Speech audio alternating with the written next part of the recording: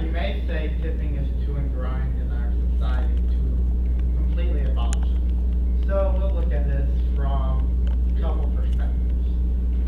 First, we'll look at what tipping is, tipping and the U.S. economy, the perspectives between the consumer and the server, and the solutions, and the multiple steps from the different perspectives to solve this problem. According to Merriam-Webster Dictionary, tipping is something given voluntarily or beyond obligation, usually for some service.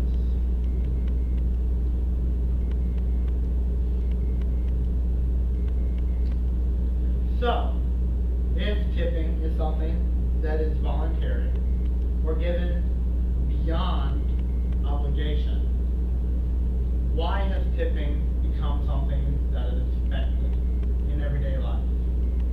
Well, first, it's mostly because of the economic system. 90% just random. But tipping mostly seen in restaurants.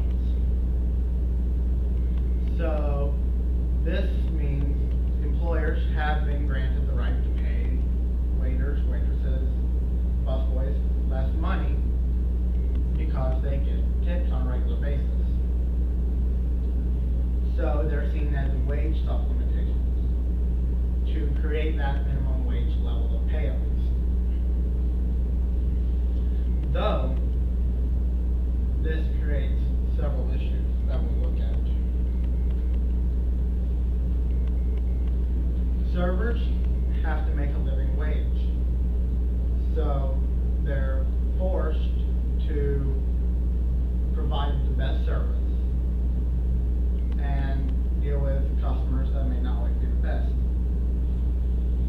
Now, while this is true, and many proponents of keeping tipping would say this is very pro the American dream, work hard, earn your money.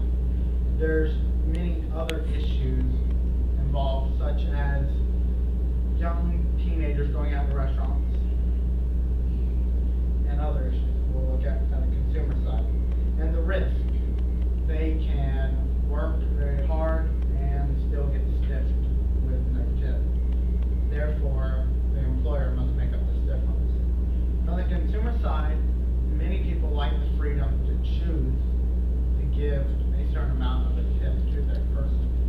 But as we said, the tip should not, according to the definition, should not be required or expected on a regular basis. It should be for that extraordinary, above and beyond type of service.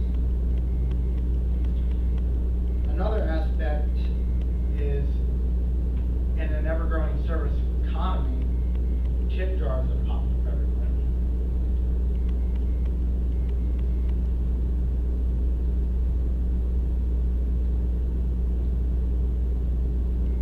Such as this. Now, many have satire, comedy, other little joking things. But when this is so, what have they provided to earn the tip? And that's another reason why we have to look at changing the way we think about tips in the modern society.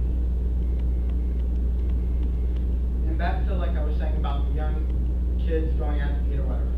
They may not always remember that, okay, their hamburger costs $5, but then they have $7 for their meal. They get, tax on top of that, so now you're at $5.40, and that leaves very little, at least for a tip for the server, which this can be done from youth all the way up. So some of the solutions. We'll look at adjusting the tipping practices, adjusting business practices, and adjusting wages. First is to make tipping as a practice no longer a standard everyday thing. Get it back to that definition that we looked at earlier as given for above and beyond service. This still allows that consumer freedom to provide that supplement. adjusting business practices. This actually provides more responsibility to the proprietor to provide better training, better support for their wait staff, along with reducing responsibilities in other areas such as billing and bookkeeping.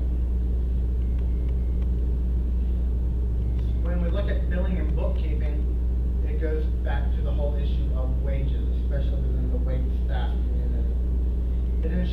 If we get rid of tipping and provide wait staff with the regular minimum wage at least, this ensures that the employer does not have to go back and account for tips to ensure that level of earning. Therefore, they have reduced bookkeeping fees and other things to keep track of the tips their employees earn. This also provides the added benefit of increased employer and employee tax reporting and filing compliance. According to the IRS Topic 761 for tipping, the reporting should be done daily and reported quarterly. So if we replace this system, the requirements on the employer go down. According to Mary Dada, wrote an article entitled "Restaurant Servers Tipping and Resistance" in the Qualitative Research in Accounting and Management portfolio. What, did that go over? Don't stop. What? Don't stop.